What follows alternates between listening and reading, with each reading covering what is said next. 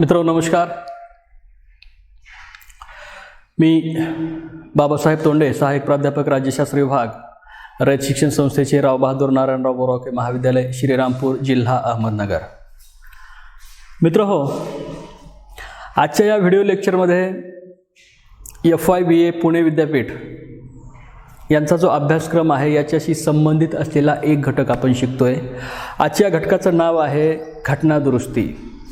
राज्यघटनेमध्ये केली जाणारी दुरुस्ती, घटना दुरुस्ती.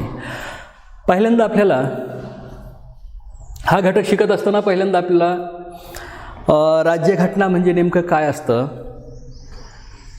राज्यघटनेची दुरुस्ती म्हणजे नेमकी काय असते, राज्यघटनेची दुरुस्ती कशामुळे करायची असते आणि राज्यघटनेची दुरुस्ती ही कशा पद्धतीने करायची असते, ह्या गोष्टींविषयी आपण या लेक्चरमध्ये बोलणार आहोत. पहिल्यांदा आपण विचार करूया की राज्यघटना काय असते. भारताची राज्यघटना अशी आहे, ती जगातली सर्वात मोठी राज्यघटना आहे, विस्तारित राज्यघटना आहे, ती संमिश्र आहे, लवचिक आहे, त्यामध्ये या तर्जाची वैशिष्ट्ये वगैरे आपण हे पुन्हा पुन्हा वाचत आलेलो असतो. भारताला जशी राज्यघटना आहे तशी जगातल्या अनेक राष्ट्रांना राज्यघटना आहे. ब्रिटनसारख्या राष्ट्राला जरी स्पष्टपणे दिसणारी दृश्य स्वरूपाची राज्यघटना नसली तरीसुद्धा ती अलिखित स्वरूपाची राज्यघटनाच आहे. म्हणजे प्रत्येक राष्ट्र आपला राज्यकारभार हा विशिष्ट नियमांच्या आधारे चालवत असते. विशिष्ट कायदा असतो, विशिष्ट तरतुदी असतात आणि त्या तरतुदी किंवा त्या कायदा यांच्या मार्फत त्या देशाचा राज्यकारभार चालवला जातो. म्हणजे इथं फक्त ह्या कायद्यांमध्ये फक्त देशाचा राज्यकारभाराचा असतो असं नाही, तर ते काय असतं की देशातील विविध घटकांचा जो परस्परांशी असलेला संबंध आहे तो परस्परांशी संबंध कसा असेल त्याचं विश्लेषण किंवा त्याचं वर्णन किंवा त्याचा एक विशिष्ट नातेसंबंध त्यामध्ये अधोरेखित केलेला असतो.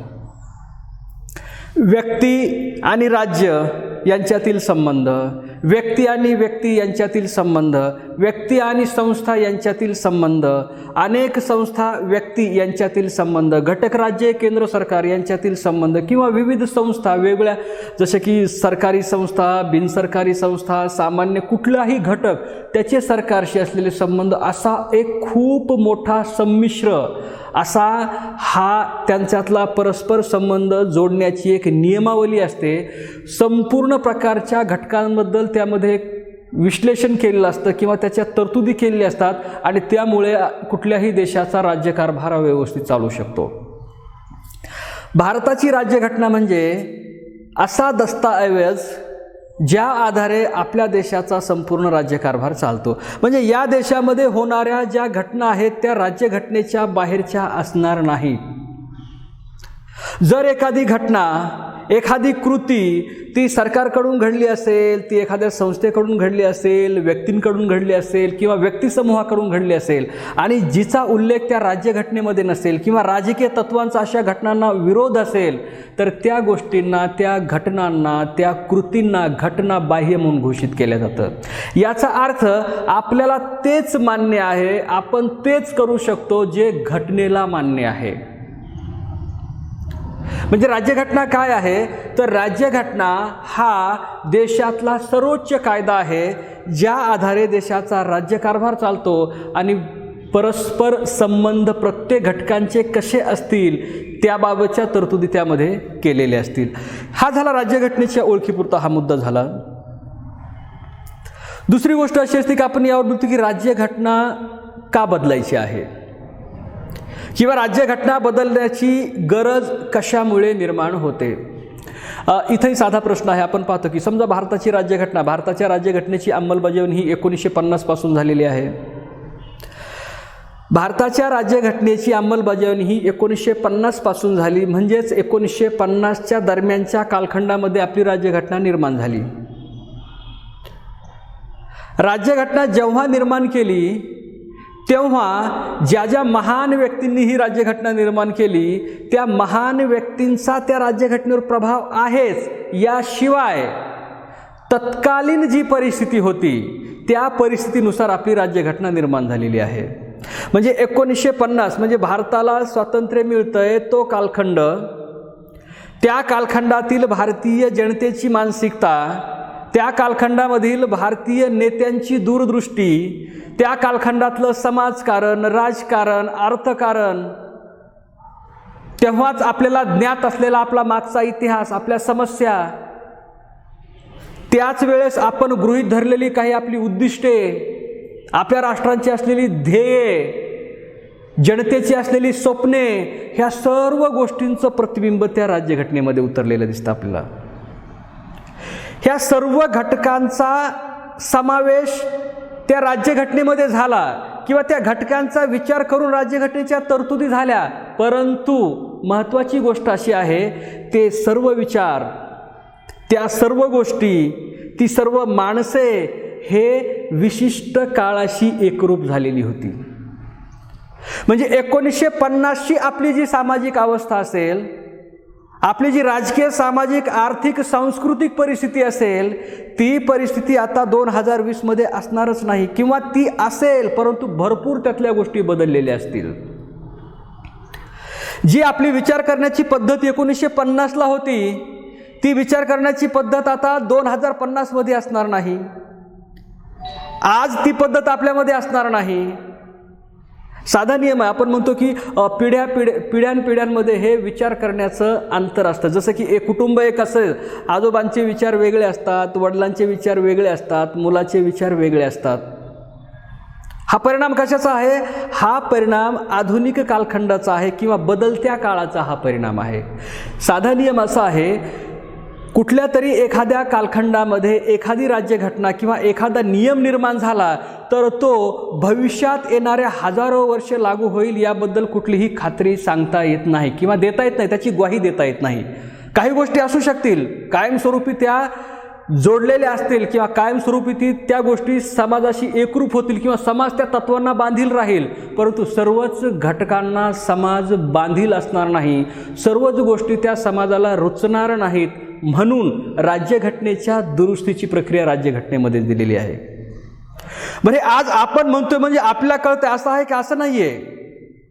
हे ज्यांनी राज्यघटना निर्माण केली, ज्यांच्या विचारांमधून ह्या राज्यघटनेला मूर्त स्वरूप प्राप्त झालं, त्या सर्व लोकांना माहीत होतं की बदलत्या काळानुसार ही राज्यघटना बदलावी लागणार आहे. म्हणून त्या घटनाकर्त्यांनी कलम क्रमांक 368 या कलमाची तरतूद राज्यघटनेमध्ये केली आणि राज्यघटना बदलण्याची प्रक्रिया त्यामध्ये सांगितली. म्हणजे राज्यघटना बदलायची म्हणजे काय, कसं कुणी येईल आणि बदलेल असं आहे का? नाही. एखादं सत्ताधारी सरकार आहे, सरकारला वाटलं नाही ही तरतूद अयोग्य आहे, ती तरतूद अयोग्य आहे, म्हणजे आता त्यामध्ये बदल केला पाहिजे, बदल तो अशा पद्धतीने केला पाहिजे, असं होईल का? नाही होणार. ती प्रॉपर त्याची एक सिस्टम असेल, त्याचा एक विशिष्ट क्रमबद्धता असेल, त्यामध्ये त्याची एक नियमावली असेल, त्या नियमावलीच्या माध्यमातूनच राज्यघटना बदलली जाईल, त्यामध्ये काही फेरबदल केला जाईल, अशी ती तरतूद आहे. दुसरा मुद्दा इथं असा आहे, तो राज्यघटना बदलायची म्हणजे नेमकं काय करायचं आहे. राज्यघटनेतली एखादी तरतूद बदलायची म्हणजे काय करायचं किंवा कलम बदलायचं म्हणजे काय करायचं, याचा सरळ अर्थ असा आहे, राज्यघटनेचा एक ठराविक भाग, राज्यघटनेतील एखादं कलम, एखाद्या कलमातील एखादी तरतूद, ती तरतूद जर काळानुसार विसंगती निर्माण त्यामध्ये झाली असेल तर ती तरतूद काढून टाकणे हा एक भाग. एखादा कलम किंवा पूर्ण तरतूद किंवा ती पूर्ण तो कायदाच आहे, तो कालबाह्य ठरला असेल त्याला रद्द करणे हा दुसरा भाग. किंवा आहे त्या तरतुदी योग्य आहेत परंतु ह्या तरतुदीला आणखी जोडून त्याला सपोर्ट करणारे आणखी काही तरतुदी आवश्यक आहेत, अशा तरतुदींची भर घालणे हा एक भाग त्यामध्ये आला. त्याचप्रमाणे जे आहे त्यामध्ये काही बदल करणे, काही काढून टाकणे, काही नवीन घालणे, अशी पद्धत याला आपण एकंदरीत घटना दुरुस्ती म्हणतो. म्हणजे काही कायदे रद्द करणे, काही कायदे नव्याने स्वीकारणे किंवा काही कायद्यांची मोडतोड करून त्याची फेररचना करणे, काही गोष्टी, काही तत्त्वे त्यामध्ये दाखल करणे, याला आपण घटना दुरुस्ती म्हणतो. म्हणजे घटना दुरुस्ती करणे म्हणजे हा प्रकार. आता पुढचा मुद्दा असा आहे, आपल्या देशामध्ये जी घटना दुरुस्तीची प्रक्रिया सांगितली, त्या घटना दुरुस्तीची प्रक्रियेची काही खास वैशिष्ट्ये आहेत, ती थोडक्यात आपण विचार करतो त्यावर. भारतामध्ये होणारी जी घटना दुरुस्ती आहे ती घटना दुरुस्ती केवळ संसदेमध्ये होते. आपण पाहतो बघा, केंद्र सरकार आणि राज्य सरकार यांच्यामध्ये अधिकारांची विभागणी झाली. जे विषय केंद्र सरकारकडे आहेत त्या विषयाबद्दल कायदे करण्याचा अधिकार केंद्र सरकारला दिला गेला. जे विषय राज्यसूचीमध्ये आहेत किंवा घटक राज्यांकडे आहेत त्याबद्दल कायदा करण्याचा अधिकार राज्य सरकारांना दिला गेला. ह्या दोन्ही सूच्या सोडून म्हणजे केंद्र सूची, राज्य सूची आणि याला जोडून समवर्ती सूची देण्यात आली. समवर्ती सूची शिवाय आणखी शेषाधिकार देण्यात आले. समवर्ती सूचीमधील जे विषय आहेत त्या विषयावर कायदा करण्याचा अधिकार केंद्र सरकारलाही देण्यात आला, त्याचबरोबर राज्य सरकारांनाही देण्यात आला. दोन्ही घटकांनी म्हणजे केंद्र सरकार आणि राज्य सरकार यांनी एकाच घटकावर जर कायदा केला तर तिथला मात्र कायदा केंद्र सरकारचा अंतिम राहील, घटक राज्याचा आपोआप कायदा नसतो. ही घटनात्मक तरतूद आहे. पण इथं प्रकार असा आहे की जे जे महत्त्वाचे विषय आहेत ते सर्व विषय केंद्र सूचीमध्ये आहेत आणि त्याबद्दलचे सर्व अधिकार हे केंद्राकडे आहेत. आणि जे दुय्यम आहेत विषय, सामान्य आहेत, जे संपूर्ण देशाशी लागू न होणारे विषय आहेत ते राज्य सूचीमध्ये आहेत. मग ही घटना दुरुस्ती करत असताना ही सर्व प्रक्रिया ही पार्लमेंटमध्येच होईल अशी घटनेमध्ये तरतूद केली आहे. म्हणजे घटना दुरुस्तीबद्दल जशी एखादं साधं विधेयक, कायदा निर्मितीची जशी प्रक्रिया आहे तशीच प्रक्रिया ही घटना दुरुस्तीची प्रक्रिया सुद्धा आहे. म्हणजे मंत्री असेल, एखादा खासदार असेल, तो लोकसभेचा असेल किंवा राज्यसभेचा असेल, कुणीही घटना दुरुस्तीचं विधेयक तयार करून ते त्या सभागृहामध्ये मांडू शकतो. एकदा विधेयक मांडलं की त्या विधेयकाची प्रक्रिया सुरू होईल. तेच लोकसभेमध्ये मांडलं असेल तर लोकसभेची मंजुरी त्याला मिळेल, पुन्हा ते राज्यसभेकडे जाईल, राज्यसभेची मंजुरी मिळेल, पुन्हा ते राष्ट्रपतींकडे जाईल, राष्ट्रपतींची स्वाक्षरी होईल आणि पुन्हा त्या विधेयकाचं रूपांतर कशामध्ये होईल? कायद्यामध्ये होईल. ही प्रक्रिया आहे. म्हणजे याचं पहिलं वैशिष्ट्य असं आहे की घटना दुरुस्तीची जी प्रक्रिया आहे ती केवळ संसदेमध्ये होईल. दुसरं वैशिष्ट्य आहे, ही जी घटना दुरुस्तीची पद्धत आहे ही पद्धत संमिश्र स्वरूपाची आहे. म्हणजे घटना बदलण्याची, जसं की ताठर पद्धत आहे, परिदृढ ताठर म्हणजे सहजपणे घटना बदलता येणार नाही. त्याचबरोबर घटना दुरुस्ती लवचिक ही सुद्धा पद्धत आहे, म्हणजे सहजपणे कायदा बदलता येतो. आता ही जी ताठर पद्धत आहे आणि लवचिक पद्धत आहे, या दोन्ही पद्धती आपल्या घटना दुरुस्तीच्या प्रक्रियेमध्ये स्वीकारल्या गेल्या. जी काही महत्त्वाचे नियम आहेत, ज्या राष्ट्रीय स्तरावरच्या तरतुदी आहेत, जो अत्यंत राज्यघटनेचा आत्मा किंवा गाभा भाग आहे, त्याच्यामध्ये जर बदल करायचा असेल तर तो बदल सहजपणे होणार नाही. त्याच्यासाठी ताठरतेची पद्धत स्वीकारली गेली. आणि खूप सामान्य बाबी आहेत त्याच्यामध्ये बदल करायचा आहे तर त्याच्यासाठी लवचिकतेची पद्धत स्वीकारली गेली. म्हणजे भारताची राज्यघटना बदलण्याची जी पद्धत आहे ती संमिश्र स्वरूपाची आहे. काही गोष्टी सहजपणे बदलता येतील, परंतु काही गोष्टी सहजपणे बदलणे शक्य नाही. त्यासाठी खूप मोठी प्रक्रिया ती करावी लागेल, तेव्हा ती कायदा दुरुस्ती होईल असं आपण इथं म्हणू शकतो. तिसरा मुद्दा असा आहे, आपल्याकडे एक प्रथा आहे किंवा आपला नियम आहे आपल्या राज्यघटनेचा. समजा एखाद्या विधेयकाबद्दल संसदेच्या दोन्ही सभागृहांमध्ये मतभेद झाले, संघर्ष निर्माण झाला. एखादं बिल आहे, विधेयक लोकसभेने मंजूर केलं, राज्यसभेकडे पाठवलं, पण राज्यसभेने ते मंजूर केलं नाही. किंवा एखादं विधेयक राज्यसभेने मंजूर केलं, लोकसभेकडे पाठवलं, लोकसभेकडे मंजूर झालं नाही. अशा वेळेस राज्यघटनेमध्ये तरतूद आहे, अशा प्रसंगी राष्ट्रपती संयुक्त अधिवेशन बोलवतात. म्हणजे एकाच वेळेस लोकसभा आणि राज्यसभेचे सदस्य एका सभागृहामध्ये येतात आणि त्या विधेयकावर मतदान होते आणि त्या मतदानाच्या प्रक्रियेमध्ये ज्या बाजूने मते पडतील त्या बाजूने त्या विधेयकाचा निकाल लागतो. असं जे संयुक्त अधिवेशन असतं, ह्या संयुक्त अधिवेशनाचा जो अध्यक्ष असतो तो लोकसभेचा सभापती असतो. मग आपल्याला या दृश्यावरून असं दिसेल की लोकसभा ज्या ज्या विधेयकांच्या बाजूने असेल ती सर्व विधेयके संमत होऊ शकतात. का? कारण राज्यसभेची सदस्य संख्या ही 250 आहे आणि लोकसभेची सदस्य संख्या ही 545 एवढी आहे किंवा 552 पर्यंत ती सदस्य संख्या असू शकते. मग अशा वेळेस दोन सभागृहांमधला जो संघर्ष आहे तो बहुमताच्या आधारे सोडवायचा म्हटलं तर लोकसभेच्या बाजूने नेहमी मते जास्त पडू शकतात. पण इथं अशी तरतूद आहे की हाच संभ्रम, हाच संघर्ष किंवा हाच मतभेद घटना दुरुस्तीच्या विधेयकामुळे जर पार्लमेंटमध्ये झाला, म्हणजे राज्यसभा किंवा लोकसभा घटनादुरुस्तीच्या विधेयकाला मान्यता देत नसेल तर अशा प्रसंगी संयुक्त अधिवेशन बोलवण्याची तरतूद राज्यघटनेमध्ये नाही. लोकसभेची सदस्य संख्या कितीही असली आणि राज्यसभेने त्याला विरोध केला तर ते विधेयक कधीही दुरुस्त होऊ शकणार नाही, हा त्याचा स्पष्टपणे अर्थ होतो. म्हणजे बाकीच्या विधेयकांना ज्याप्रमाणे संयुक्त अधिवेशनाची तरतूद आहे तशी तरतूद इथं असणार नाही. आणि आणखी एक त्याचं खास वैशिष्ट्य असं आहे, प्रत्येक विधेयक दोन्ही सभागृहाने संमत केल्यानंतर राष्ट्रपती त्यावर स्वाक्षरी करतात. पण राष्ट्रपतींना काही अधिकार असतात, त्यामध्ये एखाद्या विधेयकाला पुनर्संमतीचा किंवा पुनर्विचारासाठी त्या पार्लमेंटकडे पाठवणे, काही बिले तशीच स्वेच्छाधिकारानुसार तशीच त्या टेबलवर पडून ठेवणे किंवा तशीच राहू देणे, त्याकडे दुर्लक्ष करणे किंवा विलंब लावणे त्याला. मात्र 24वी घटनादुरुस्ती अशी झाली की त्या घटनादुरुस्तीनुसार असा कायदा निर्माण झाला की घटनादुरुस्तीचं एखादं विधेयक संसदेच्या दोन्ही सभागृहांनी संमत केलं आणि ते राष्ट्रपतींकडे पाठवलं तर राष्ट्रपती त्याबाबत आपला नकाराधिकार वापरू शकत नाहीत. राष्ट्रपतींनी त्या विधेयकावर विनाविलंब स्वाक्षरी करणे हे राष्ट्रपतींना बंधनकारक असेल. म्हणजे ह्या थोडक्यात ह्या काही गोष्टी आहेत की ज्या आपली घटनादुरुस्तीची प्रक्रिया स्पष्ट करतात. आता अगदी थोडक्यामध्ये ही जी प्रक्रिया आहे ही प्रक्रिया 3 प्रकारची प्रक्रिया आहे. भारताची राज्यघटना जी दुरुस्त केल्या जाते किंवा राज्यघटनेमध्ये जो फेरबदल होतो तो प्रामुख्याने 3 प्रकारचा फेरबदल होतो. एक, साध्या बहुमताने होणारी घटनादुरुस्ती. दुसरा, साधे विशिष्ट बहुमत आणि घटक राज्यांची संमती. आणि तिसरा, विशिष्ट बहुमताने होणारी राज्यघटनेची दुरुस्ती. आता यातला जो पहिला प्रकार आहे, पहिला प्रकार कुठला? साधे बहुमत.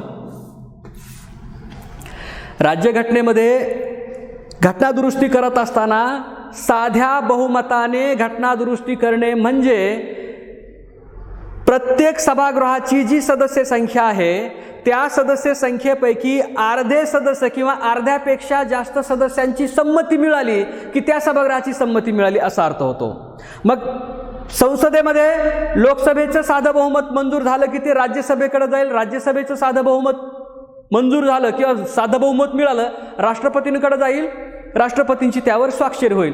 मग आता हे जे साध्या बहुमताने होणारी राज्यघटनेची दुरुस्ती आहे ती प्रामुख्याने त्यातले काही प्रमुख विषय इथं दिलेले आहेत. ते प्रमुख विषय काय आहेत? समजा एखादं घटक राज्य आहे, त्या घटक राज्याचं जे पूर्वीचं नाव आहे त्या नावामध्ये बदल करायचा आहे, त्या पद्धतीचं जे विधेयक असेल तशी घटनादुरुस्ती साध्या पद्धतीने होईल, म्हणजे साध्या बहुमताने होईल.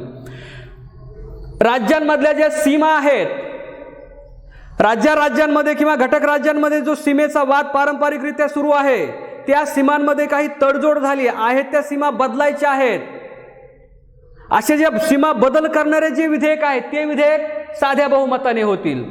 कधी कधी एका घटक राज्यामधून दुसरं नवीन घटक राज्य निर्माण करायचं आहे, म्हणजेच नवीन राज्याची निर्मिती करायची आहे, ते विधेयक सुद्धा साध्या बहुमताने मंजूर होईल. त्याचप्रमाणे एखाद्या घटक राज्यामध्ये विधान परिषद निर्माण करायची. आपण पाहतो की भारतातल्या सर्व घटक राज्यांमध्ये विधान परिषदा नाहीत. विधान परिषदा काही ठिकाणी आहेत, 7 राज्यांमध्ये आहेत. ठीक आहे. पुन्हा असं एखाद्या घटक राज्याला वाटलं की आपल्या घटक राज्यामध्ये विधान परिषदेची आवश्यकता आहे, तर ते घटक राज्य काय करेल? त्या घटक राज्याची जी विधानसभा आहे त्या विधानसभेकडून तसा विधान परिषदेचा जो ठराव आहे तो ठराव संमत करून पार्लमेंटकडे जाईल आणि पार्लमेंट म्हणजेच संसद त्या ठिकाणी विधान परिषद निर्माण करण्यासाठी घटनादुरुस्ती करेल. आणि ती घटनादुरुस्ती सुद्धा कशी असेल? ती घटनादुरुस्ती साध्या बहुमताची असेल. दुसरी गोष्ट अशी आहे की निवडणुकीबद्दलचे कायदे आहेत. आज आपण ज्या पद्धतीने निवडणुका करतोय किंवा तो आपण मतदान करतोय, निवडणूक आयोग असतो, निवडणूक आयोगाचे कर्मचारी असतात, मतदान ज्या पद्धतीने होते, मतदानाची जी यंत्रणा असते, संपूर्ण जो मतदान प्रक्रियेचा जो भाग असतो तो अनेक म्हणजे मतदानाच्या तारखा जाहीर होईपासून ते मतदानाचा निकाल लागेपर्यंत. आता ह्या प्रक्रियेमध्ये जर काही बदल करायचा असेल, छोटा बदल असेल निवडणूक आयोगाच्या मर्जीपर्यंत तो निवडणूक आयोग करेल, पण जर मोठा बदल असेल तर त्यासाठी घटनादुरुस्ती करावी लागेल. अशी घटनादुरुस्ती सुद्धा साध्या बहुमताने व्हावी लागेल. पुन्हा दुसरी गोष्ट अशी असेल की ह्या साध्या बहुमताने होणाऱ्या ह्या ज्या सर्व घटनादुरुस्त्या आहेत, तर ह्या घटनादुरुस्त्या करण्यासाठी त्याला राष्ट्रपतींची पूर्वपरवानगी घेणे आवश्यक असते किंवा बंधनकारक असते. म्हणजे साधा नियम आहे की हा जो पहिला प्रकार आहे तो काय आहे, साध्या बहुमताचा प्रकार आहे. संसदेमध्ये साध्या बहुमताने घटनादुरुस्ती करणे. दुसरा प्रकार जो आहे तो काय आहे, संसदेचं विशेष बहुमत आणि राज्यांची मान्यता. किती राज्यांची, तर ही 50% राज्यांची मान्यता. हा घटनादुरुस्तीचा दुसरा प्रकार. आता हे कशासाठी आहे, इथं साधं बहुमत पाहिलं आपण, मग आता हे विशेष बहुमत काय आहे. विशेष बहुमत म्हणजे प्रत्येक सभागृहाचं 2/3 एवढं बहुमत. 2/3 म्हणजे आपल्या भाषेमध्ये ज्याला आपण म्हणतो की 66% एवढ्या सदस्यांचा पाठिंबा त्या विधेयकाला मिळाला पाहिजे. प्रत्येक सभागृहातील 2/3 सदस्यांनी जर तो ठराव संमत केला तरच तो ठराव पुढच्या सभागृहाकडे जाईल. त्याही सभागृहाने जर ठराव संमत केला तर तो पुढच्या प्रक्रियेला जाईल. आता इथं बघा, साध्या बहुमताच्या ऐवजी इथं विशेष बहुमत आलं आणि त्याच सोबत अर्ध्या घटक राज्यांची सहमती आली. अर्धे घटक राज्य म्हणजे एखादी घटना. आता हे विषय कुठलेच बघा, राष्ट्रपतींची निवडणूक आहे, राष्ट्रपतींची निवडणूक, उपराष्ट्रपतींची निवडणूक, त्यामध्ये काही बदल करायचा आहे. मूलभूत हक्क आहेत, भारतीय राज्यघटनेने भारतीय नागरिकांना दिलेले मूलभूत हक्क आहेत, त्यामध्ये काही बदल करायचा असेल तर केंद्र आणि राज्य सरकार यांच्यामध्ये अधिकारांची विभागणी झालेली आहे ऑलरेडी. आणखी हे अधिकार कोणाला वाढवून द्यायचे असतील, कोणाला कमी करायचे असतील तर त्याचप्रमाणे हे जे न्यायालयीन अधिकार क्षेत्र आहे, भारताचं सर्वोच्च न्यायालय, भारताची उच्च न्यायालय यांची जे अधिकार क्षेत्र आहेत, त्या अधिकार क्षेत्रामध्ये काही भर घालायची असेल, त्यामध्ये काही बदल करायचा असेल तर या प्रकारच्या ज्या महत्त्वाच्या दुरुस्त्या आहेत त्या दुरुस्त्या म्हणजे विशेष बहुमताने ह्या दुरुस्त्या कराव्या लागतात. एवढंच नव्हे तर विशेष बहुमत झाल्यानंतर भारत देशातील अर्ध्या घटक राज्यांनी त्याला सहमती द्यावी लागते. म्हणजे बघा, लोकसभेने 2/3 बहुमताने असा ठराव संमत केला, राज्यसभेने 2/3 बहुमताने असा ठराव संमत केला, तर तो ठराव पुन्हा आपल्या देशातील जे घटक राज्य आहेत त्या घटक राज्यांकडे जाईल. आणि संपूर्ण घटक राज्यांपैकी अर्ध्या घटक राज्यांनी जेव्हा त्या ठरावाला मान्यता दिली असेल बहुमताने, तेव्हा ती घटनादुरुस्ती राष्ट्रपतींच्या स्वाक्षरीने ती अस्तित्वात येईल किंवा अंमलात येईल. म्हणजे खूप अवघड आणि खूप मोठं संख्याबळ आवश्यक असणारी ही घटनादुरुस्ती, कारण त्यामधले विषय तसे महत्त्वाचे आहेत. आणि तिसरा जो प्रकार आहे तो संसदेचं विशेष बहुमत. आता हा जो प्रकार आहे हा यातलाच एक भाग. म्हणजे जसं की यामध्ये घटक राज्यांसाठी जी आवश्यकता आहे, घटक राज्यांच्या सहमतीची, त्याची आवश्यकता नाही. इथं फक्त काय आहे, संसदेचं विशेष बहुमत आवश्यक आहे. म्हणजेच काय, 2/3 एवढ्या बहुमताने ती घटनादुरुस्ती झाली पाहिजे. आणि यामध्ये जे विषय आहेत ते विषय कुठले आहेत, जे विषय ह्या 2 ठिकाणी दिलेले आहेत, हे विषय सोडून जेवढे विषय अस्तित्वात आहेत बाकीचे, त्याबद्दल जेव्हा जेव्हा घटनादुरुस्ती करण्याची वेळ येईल तेव्हा तेव्हा ही घटनादुरुस्ती ही विशेष बहुमताने होईल. त्याची सुद्धा प्रक्रिया तशीच असेल. लोकसभेची सहमती, राज्यसभेची सहमती, राष्ट्रपतींची स्वाक्षरी आणि पुन्हा त्या विधेयकाचं होणारं कायद्यामध्ये रूपांतर. मित्र, होय, अत्यंत साधं, सहजपणे आणि सहजपणे आपल्या लक्षात राहील हा घटक आहे. राज्यघटना कशाला म्हणतो आपण, राज्यघटना दुरुस्ती काय असते, राज्यघटना दुरुस्ती का करायची, राज्यघटना दुरुस्ती कशा पद्धतीने करायची, याबद्दल आपण विचार केलेला आहे. साहजिकच तो तुम्हाला निश्चितपणे फायद्याचा राहील. पुस्तकांमधून वाचून घ्या, ह्याही गोष्टी लक्षात राहतील. ठीक आहे, थांबूया आपण. धन्यवाद.